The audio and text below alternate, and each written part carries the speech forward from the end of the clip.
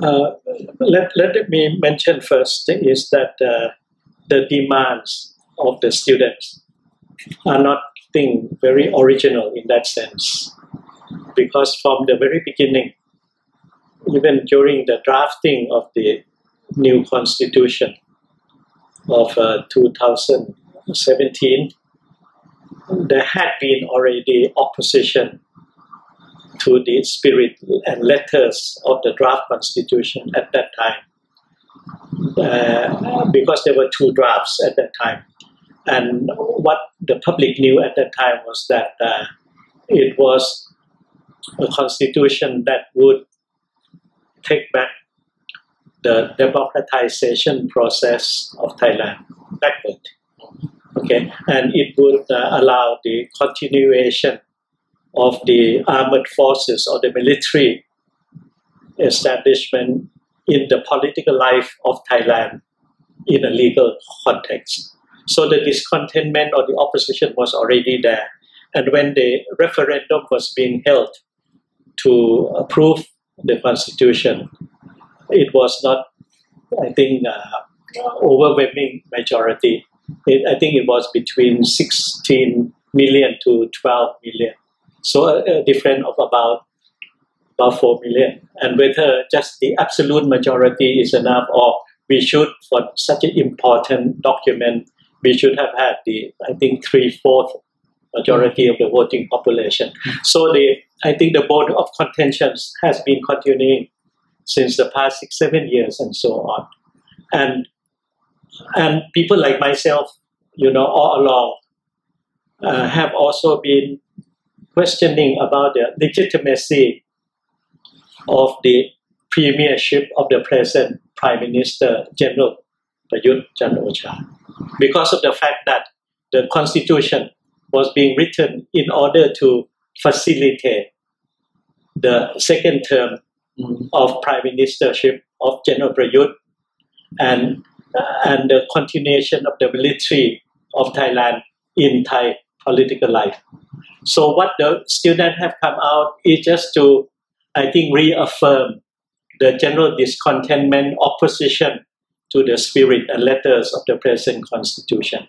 So that has been. But why is it so, I think, more pronounced and more far-reaching now?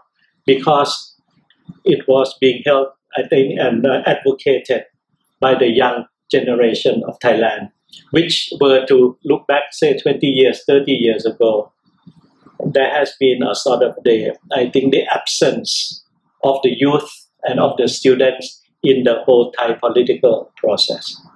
It was more oriented to happy life at universities, economic well-being, to be part of the global entertainment and so on. And suddenly, with the advent of the social media, as well as the goings on in the Thai society, the abuses of power, the very low quality debates inside the Thai parliament, the unclear explanation on many subject matters of Thailand. And then that, I think, being combined within the minds, heart and mind of the young generation, that what would be the future of Thailand? And to answer your question is that the structure of the Thai society, politically, economically, and socially, is not conducive to the future of Thailand itself. And it is quite, I think, not conducive also to the future life of the young generation. And as I said, the behavior of the political class has not been, I think, highly appreciated and so on.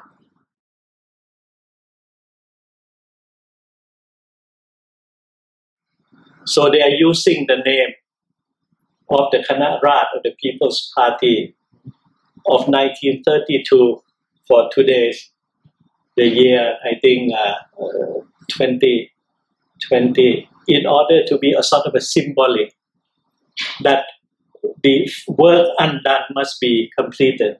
I could understand that logic. But what I disagree with them is that what happened in the month of June 1932 was the fact that the People's Party, the one who made the coup d'etat to end the absolute monarchy, they decided to continue the kingdom nature of Thailand. To continue Thailand as a kingdom. And second, to be a kingdom with a constitutional monarchy and with a parliamentary democracy, and the role of the political parties. So once they had that decision, then they sent an emissary to the summer palace outside Bangkok and invited His Majesty the King Prachatipok, King Rama VII, to return to Bangkok. And the king and the People's Party did agree together, first on the continuation of Thailand as a kingdom, and second, to change Thailand or the Kingdom of Thailand to become a democratic one. Now, coming back to the pseudonym of this People's Party, of the student, of the youth of today, I think that is a fundamental difference. In the sense that there is underneath or the undercurrent, the movement to end the kingdomness of Thailand and turn it into a republic. So in that sense, the use of the word People's Party by the youth or certain segment of the youth movement today is doing dishonor to the People's Party of the year 1932, because different objectives together.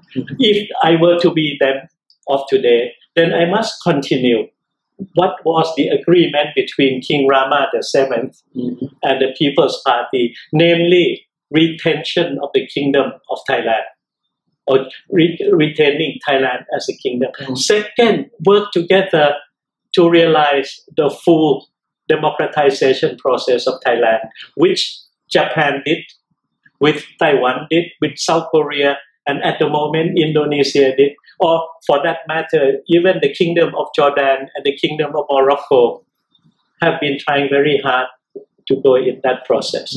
But if you were to have that notion of ending the kingdom and having a republic, then there is no relationship between the People's Party of 1932 and of the present day 2020 year. So they have to rearrange and so on. And having said that, then let me tell you a bit, which you did not ask. My belief and my position is to keep on pushing for the happy marriage between the Kingdom of Thailand and the liberal democracy. So that's my position. I will keep on pushing on this. I am against a conservative, ultra-right Kingdom of Thailand, and I'm against the movement to change Thailand from a kingdom to the republic.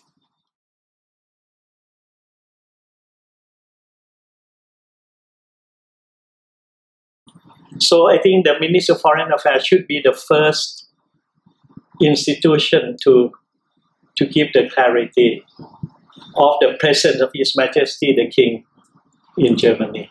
That's the first point. Okay.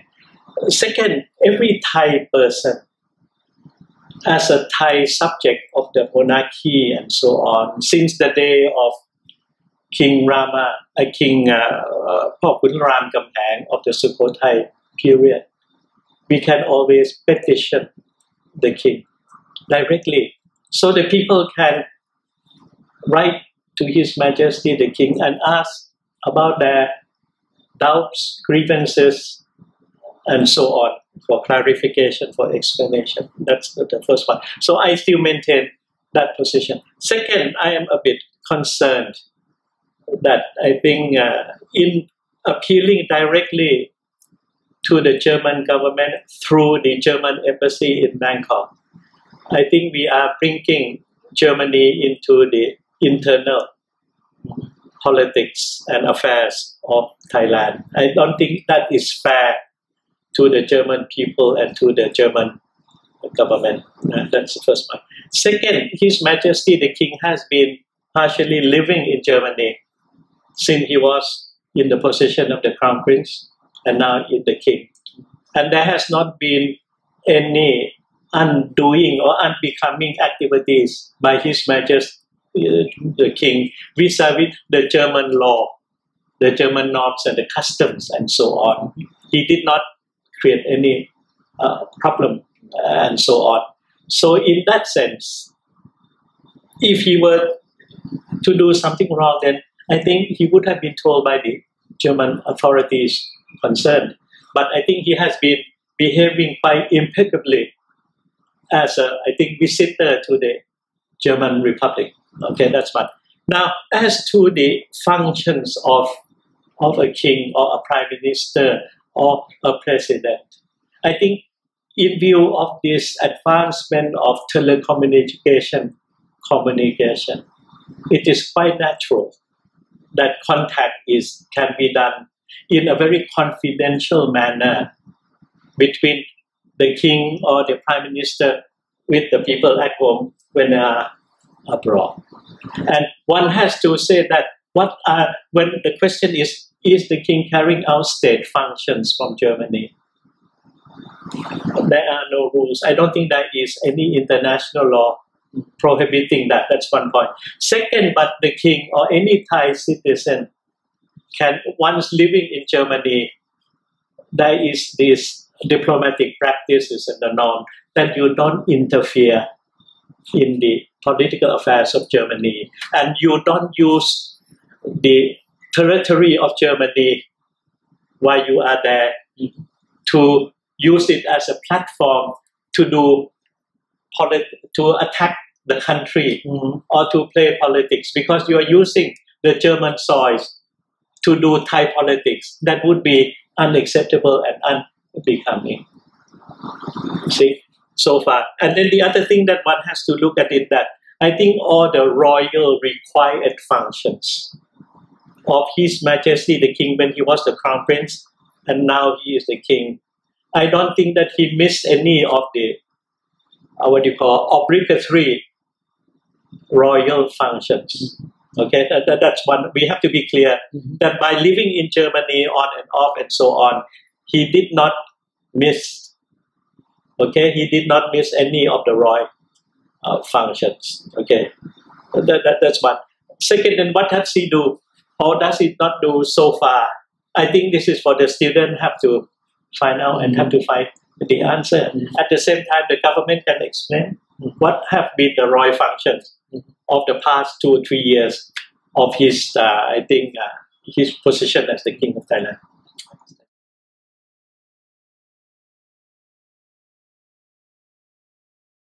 I think it's a potent force, which is there and in the making.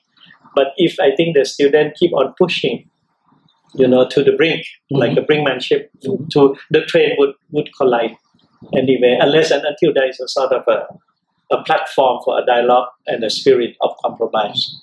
And then at the end of the day, we have to agree once and for all whether we would like to retain the kingdomness of the Thai nation. Okay, we have to have that. Yeah. That first. You mean the platform? Yeah. The platform, and then we might have to go to referendum, or we have to have the vote in the parliament, or to be a sort of a general acceptance, by the people, and so on. But so far, I still believe that the majority of the Thai citizens still would like to live under a kingdom. Okay, that's the first point. And then second one is that it has to be a kingdom that would be full-fledged democracy. Now, when you talk about the royalist, the pro-monarchy, then I think there are many shades of royalists. Ultra-right, that would, I think, go back more to the absolutism of the kingdom, or half democracy, half authoritarian, and then full democracy, liberal democracy of the Kingdom of Thailand. This is something that has to be settled inside the royalists or ultra-right and so on. But if we look into the international context, And if we look into the history of Thailand since 1932, the agreement at that time and the course of the direction of Thailand for the past 88 years, in spite of the challenges of fascism, of socialism, of communism, and so on, we have been retaining the target to reach the flag of liberal democracy of the Kingdom of Thailand. I think that's what we have to work with. And so in that sense, the far left of republicanism has no position in the Kingdom of Thailand. Second, the ultra right that are against full-fledged democracy of Thailand also have no right or no position in the Thai kingdom. I think we have to have a consensus inside the Thai society of 67 million people that we will have a kingdom with full-fledged democracy. No difference, no more, no less from Belgium, the Netherlands, Luxembourg, Liechtenstein, Sweden, Norway, Denmark, the United Kingdom, Japan, or even Jordan and Morocco. If they can do it, why can't we do it? So that's important. That is very important. And historically speaking, of 700-800 years of Thailand, one could hardly find any bad king. I think most of the Thai king throughout 800-900 years history of Thailand, they were king of righteousness, king of the precept, Buddhist precept of Dhamma, and so on. And then all of them were mostly reformers. And so one has to look back that the position of the monarchy was not an hindrance to Thailand independence and to Thailand progression throughout the years and so on. Of course, there are problems. There is no clarity exactly about the roles and functions of the king. Then make it clear. What are the prerogatives of the monarch? Okay, what is the budget to what you call to upkeep the institution of the monarchy? Could be separate. I think the royal function which use the people tax money from the private activity and the royal income, which taxes must be paid and so on. All of this could be put on the table. I think the same type of what you call reform, transformation did take place in all the monarchies of Europe or in Japan for that matter. So it's nothing wrong to put everything on the table. This side is about the monarchy with the royal functions paid by the people tax. This is a private activities and private budget. Taxes must be paid. So I would be advocating that putting everything on the table. What is not clear, put it clear. And how many royal functions? We can have a list. And we know that the monarchy must open the parliament. He must attend to many functions of the Buddhist function. He is the royal patron of all the major religions and belief of Thailand. You know, and then there is Katin Lent ceremony and all of this. You can spell out all of this. And something that is maybe cumbersome, not in keeping with the tune, with the time. For example, before there were few universities graduate, it would not be difficult for the king or the queen to give out the certificate. But now we are talking about 100,000, of graduates. Is it the same thing could be done and so on in view of the age, advancement in age of His Majesty the King? Could we have another way of doing things? So this could be adjusted with the keeping of the time, with the fact that there are more graduates and so on, all of this. So the one example that it could be modified, adjusted to make it appropriate to the present day life and so on. So, but there must be an open discussion. There could even be a sort of a royal commission, appointed by His Majesty the King, proposed by the Prime Minister or the Speaker of the House, to relook at the whole gamut of the royal functions and the separation of the royal function for the Kingdom of Thailand from the private activities and so on. Why not? I mean,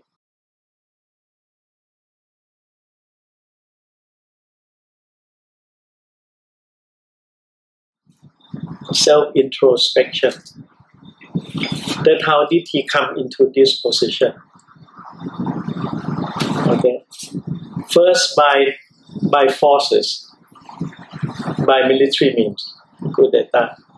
Second, by means of writing the constitution tailor-made to himself. So on both counts, his presence in the Thai government as prime minister is morally wrong, legally illegitimate. You cannot have a constitution to cater to the wishes of a man and a group of soldiers. You have to have a constitution that is applicable in an equal manner to the 67 million of the Thai population. And now he has had the opposition. I was one of the first to have opposed him at the time of the drafting of the constitution. And at the time when there was an added question to the approval of the constitution, namely the three names to be proposed by each political party for premier prime minister's candidate. I spoke this in the Reform Steering Assembly openly that I was opposed to and so on. So in that sense, he should have known that there are a lot of people that have seen this, all of this, that he has no legitimacy. He cannot say that I'm legally elected. When you wrote the rules and the regulation for yourself, how can it be democratic? How can it be right? That's the first point. Okay. Second, the 6-7 years of military rule under one prime minister, GDP has gone down, export performance has gone down, foreign direct investment has gone down, morality of the Thai society has gone down, corruption at every corner of the Thai society and at every level of the society. And on top of that, there is a sort of a collusion of the political military establishment with some of the family-owned corporates. For example, how can you have two family-owned corporates that were selling beers and whiskey, spirits, and the other one that were selling animal feeds and seeds? They were given the projects on high-speed train by the General Prayut government. That is morally wrong. That is illogical. It doesn't make sense at all. But this has happened. So General Prayut has to ask himself, how did he come about? He can say that I am here because legally I'm right. And second, a lot of projects, activities, and so on have no accountability, no transparency, and then it reflects this cronyism and patron-client relationship. And you cannot keep on having democracy in Thailand as long as the name of the prime minister started with general this and that. It's unbecoming. See? So you don't need the student to tell him. He has to tell himself that 6-7 years of power, it did not do anything good for democracy, or in that sense for Thai advancement and progress. Don't blame the student. General Prayut has to take the full responsibility for himself and for the country and for the monarchy in the sense.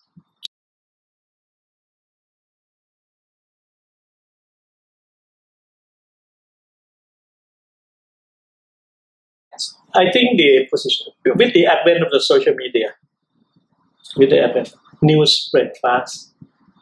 Calling of the rallies can be done anywhere in Thailand and at any time. See, and the students or the youth, they see that the problem of Thailand is associated with the presence of General Prayut, so the protest will continue. Whatever General Prayut were to use the police or the legal means, which I would like to use again the word weaponization of law, it will not deter the student. How many students leader can you arrest? How many can you put into jails and so on. See, it's not the weaponization of the law, it's the self-admission of mistakes by General Prayut and his military cohorts and the armed forces and so on, and all the conservative element that welcome the military continued presence in the political affairs of Thailand. That's one point. Okay. The second point is that for the past few weeks or 2 months, General Prayut did not come out to defend himself and explain his position and answer the question of the students. And by not doing so, he deflected the responsibility. And in that sense, did allow the complaints, the grievances, the discontentment to move up the ladder from the Prime Minister to the very personality of His Majesty the King and the institution of the monarchy. It's a negation of responsibility and irresponsibility on the part of General Prayut. He has not defended himself at all. Second, he has not been defending the institution of the monarchy as he has alleged to do. He took oath and he has been telling everyone that you have to love and honor the monarchy, but he himself has not done anything. So things getting out of hand, things spread and so on because of the very position and the outlook and personality of General Prayut. I would place a lot of blame on him that he is the cause of all of this.